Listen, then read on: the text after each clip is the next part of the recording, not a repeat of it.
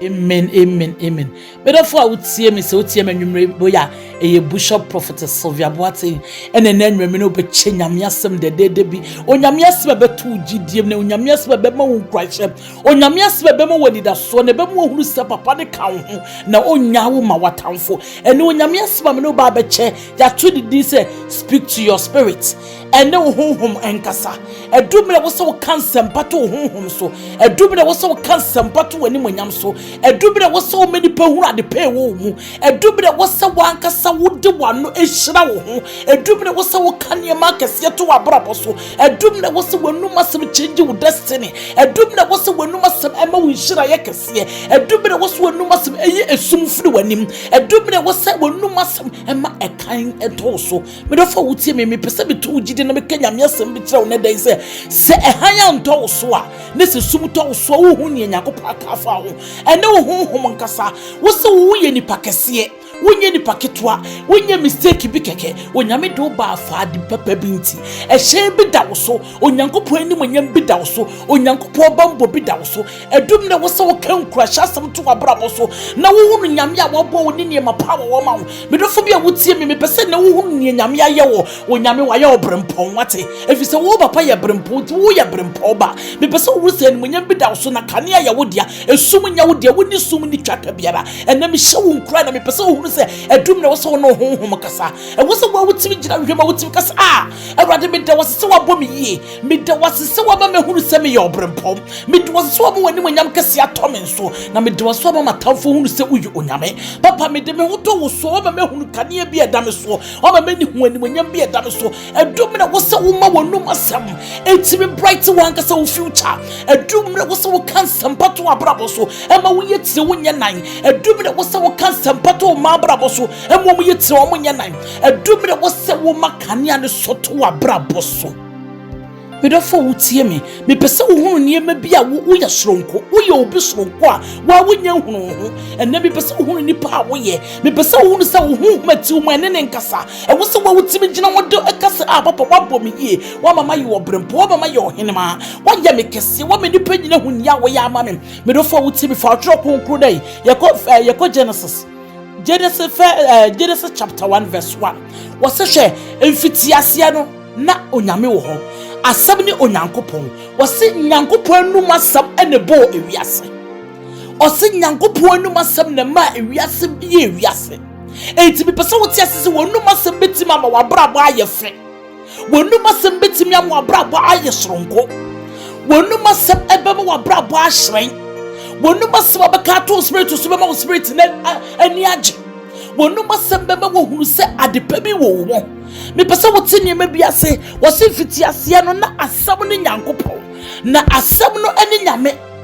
asam no sanu ni nyame dia na asam no na ama me mienu asam dia na just wonum asam betimi ama woni padua no oni ama pana bam wonum asam betimi change wo bibia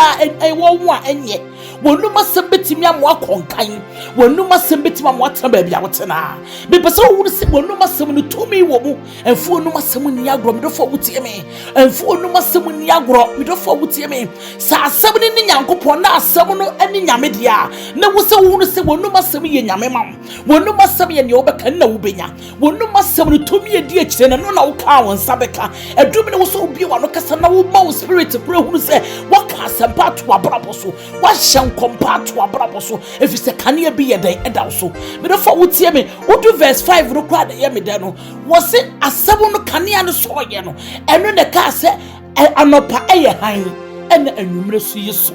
anopa ye han dia e wo so abrabo ne ya anopa wo so abrabo kane ada so abrabo ne so kane a e wo sa abrabo e so kane ma de bright me di pa hunu se onyankopon na aye wo sei menu abu ya wotie me medofo bia wotie me e wo se abrabo ne so ani e wo se di pedia dance ma wo e wo se di pa wo se wo no spirit akasa menu ya wotie me wo sori ada pa na wo jawo ma wo se I'm favored and munyam ne da wo so kane bia so da wo so wo se wogogro boafo me da wo se wo ma me hunu se wo bo me ho ban me do wo se wo ma me da so no ma arechemu no ma me hunu se kane bi da me so ntimi ya no pansoroma me ya no pansoroma me hyen ya minnu mu da me ya no pansoroma bambo bi beto me so ni gwase ntome da Me ya no pansro mo bodefo agina tu emamuta. Me ya no pansro mo bodefo hihye emamuta. Me ya no pansro mo bodefo be hihye batanya adwuma. If the Bible mama tia se asam no eye onyankopon dia na asam no susu ni onyame dia na nemeka asam na to mabrabo so na ma mekanya na so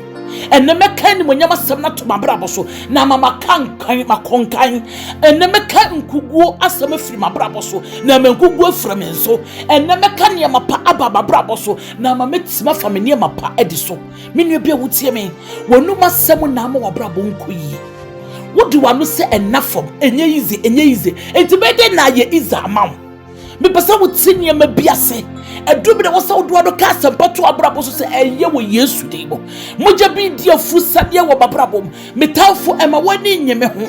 na me hia se abaye da me sorry me pesa wutie ne ma biase enanwumre ma chesemetie nwubia ma atomako so wo se nia Yehowa ehira no was onipa biara ntimi nsani Yehowa ehira no menua bia wutie me wo ye chese wo ye obi ntimi nsewo efise onyankopon wo hira wo was onipa biara ntimi nsani nyame ehira no wo bo behye batanya adwuma efise wankasa wo do ano kan nkuracha asabato abrabo so na wayi nkugu afiri abrabo so enti they will try but they will not succeed me pese wo se omo beye but omo ni nkuni da efise wankasa wo ji ohudi na wo di nyame asam papa bi akyekyere wo wo di wonu was kan nkuracha asam bi ato abrabo so wo ne wo spirit akasa am wo hu se ye me spirit no kure dide wo me mu se me ye bambofo bi ka me ho se nyame ni monyam bi ka me ho se nyame ka ne bi aso atom so me se obi ntimi nyame hwe efise ne magine di ne so efise me nyankopon fa me mama tamfo wa hye me bona ne bo hye ye ane ne ane me fo se wotimi kasa asebo tu abrabo so a why ne betimi no wadi asie menua wutie me omo be hyehye wo ma anya kura na nke omo so kura ko mu no gama amompaye e wo so obo ye na wo so so wodu ma se betimi approve wo wrong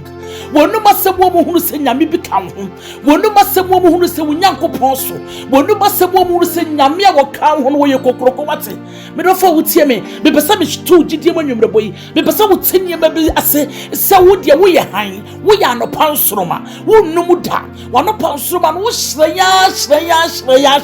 anwumre kura na wanopan soroma hyeya efise bambo bi eda wo so efise wunyankopon ni monyam bi so onyankopon aka twa so wo se wo hyira wo o se nipa bi entimi seni ono awrade wo hyira no se de nyankopon ni Israel fo wa apam no da so kuta na pam se wo so odo wo no wo hyira wo no se nyame ne ho asem na me ka kyerɛ wo me pese wo ti ase se o ka ho bi enti wo nyankopon wo so wo hyira wo obi bia na ntimi nse wo wo mbe hyehye batanya adwuma anwumebo mi gyina Yesu mogyam ato gidie mu me pese wo hunu se ene wo honhom nkasa ene wo bie wo no kan sampagu kraso bie wo no kan kunim di asem go kraso bie wo no hyankom to abrabo so bie wo no hyankom to ma abrabo so bie wo no hyankom to abusua so me pese wo hunu niam pa bia wo so mutimi kan ba mo wate efise wo se asam no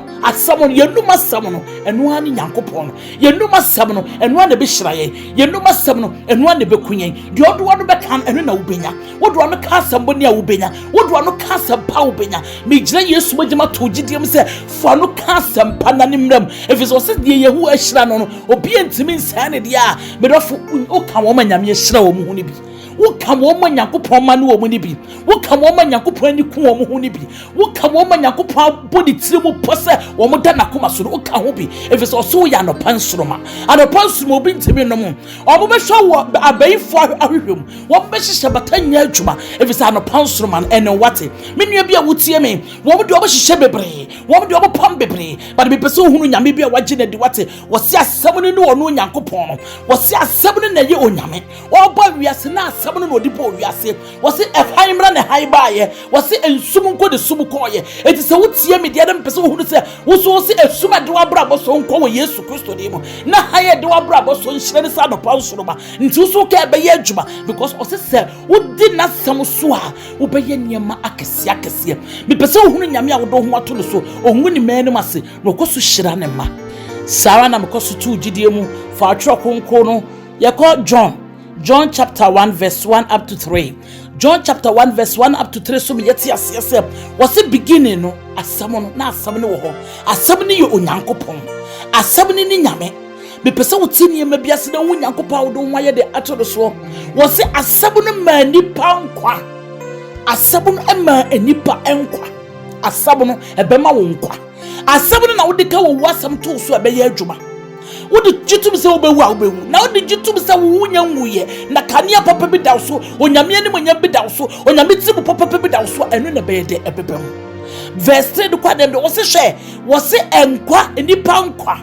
a ɛyɛ asɛm a wobɛka no ɛno na yɛ kanea to nipa so asɛm a wobɛka ɛno na yɛ kanea to nipa so Before we tell me, what do I know? Cast a battle a brabo so, a brabo the canyon the better so, and soon to Kwamuda. One more share, but 10 years Juma. Because I would think I maybe I don't want to the son I say, was what in the number some the bow we are say. The name will be on what another kind of bear moon. And till soon, ye knew what brabo be also for no kind of bebem. Nien and possible a brabo be a for no kind of bebem. What do I know? Can I start so bone pine no 2 1 on your bebem bem? Me pese wo se wo ye tire na wo nya nan wa hye wo bo o se die ni Nyankopon hyira no ni pentime nsɛn no Onyankopon se wo hyira wo ye naniwa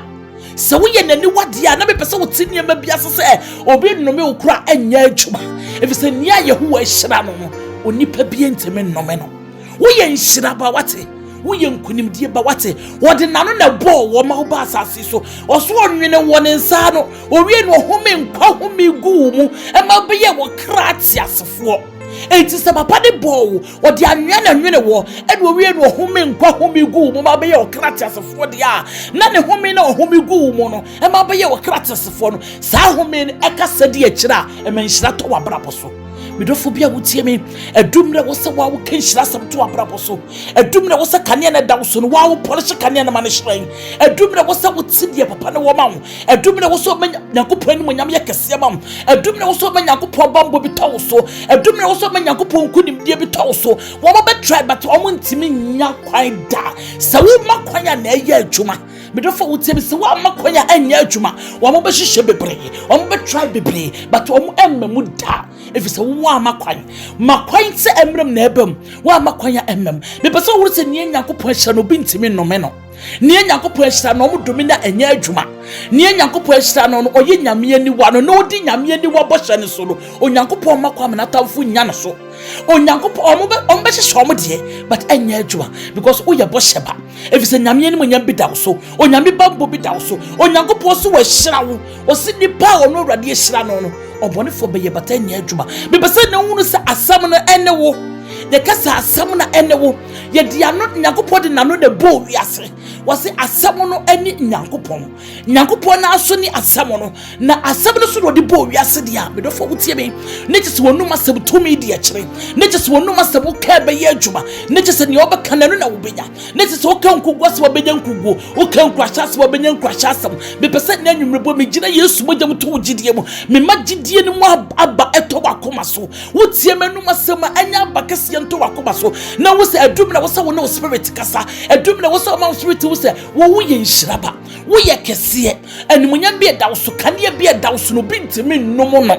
obi ntimi nnomo no obi ntimi nnomu nhyira obi ntimi nya ne mabone mfo wabrabo ho efisa bambo bi dawo so papa na hye oboso de wo hyira no obi ntimi nnome no papa na hye oboso ombe hye batanya adwuma papa na hye oboso ombe tra batanya adwuma wose nia Yehowa hyira no no obi ntimi nnomo no nia Yehowa kanea so won so no obi ntimi nnomo no ombe hye de bat anya adwuma me pese wo ti nyame a wo do ho ato ne so wose me pese wo ho Nyankopon wo di na chi ase wakane mapa bia fa wo ade ne ntimi memu because one kasa wonya nye wo niye wonya hunu se wo ni asam no wonya hunu se ye dia no na bo wo wonya hunu se ohome nkwa home gu mu e na abaye wo krati asefo wonya hunu one kasa woni padua ne wo ye wo hunu se de wo si value fa so wo se de wo si value fa e wo se ko numa sam e makane ne da wo so ne hyen me do fa wo te wo ya no pansoroma anopa wia a obi ntimi nnomo obi ntimi nkankugwa sem nnumu kanea obi ntimi nkankugwa sem nnum wani munyam egese wo makwan but wa makwan dia wo mbehye batanya adwuma enemi gira Yesu magyama to gidie mu me pese wo hunu se wo ye sonku bi keke enmunya bi edawo soso babbo bi edawo soso efisa pana shawbo edum ne wo so no spirit kasa edum ne wo so hu nipa wo ye edum ne wo so hu nipa kase a wo ye edum ne wo so hu enmunya edawo so edum ne wo so hu se Nyankopɔn de nanum asɛm ne bo wiase adum na wo so wo se Nyankopɔn anum asɛm ne onyame adum na wo so do anu betima bo wiase awom wo do anu betima kreti wo wiase wo do anu betimi am wabrabo ayefe wo do anu betima makane eto wabrabo so ahyane wo do anu beka ne mapato wabrabo so wo de anu besususupa na wo behunu se nyanyame akafa hu ne bebam efise de mo na wo ka no eno na wo dwene ho bedofo wo hye utie me Onyankopɔn wo hyira wate onto ugidiem wo ma wa hoode a wo de beka asempa to wabrabo so